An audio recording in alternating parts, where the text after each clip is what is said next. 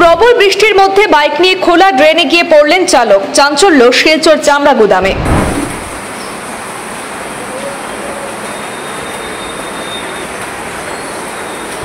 আজ সোমবার দুপুরের দিকে শিলচরের চামড়া গুদাম দরগা মসজিদের সামনে ঘটে গেল এই দুর্ঘটনা। প্রবল বৃষ্টিতে রাস্তার উপর জল জমে একাকার অবস্থা। কোথায় রাস্তা আর কোথায় ড্রেন কিছুই বোঝার উপায় নেই। প্রবল বর্ষণের মধ্যে বাইক চালক নিয়ন্ত্রণ হারিয়ে রাস্তার পাশে খোলা ড্রেনে পড়ে যান বাইক নিয়ে। দুর্ঘটনার পর স্থানীয় বাসিন্দারা তৎপর হয়ে বাইক আরোহীকে উদ্ধার করেন। সৌভাগ্যবশত বাইক চালক গুরুতর আহত না হলেও তিনি কিছুটা আঘাত পেয়েছেন বলে জানা যায়।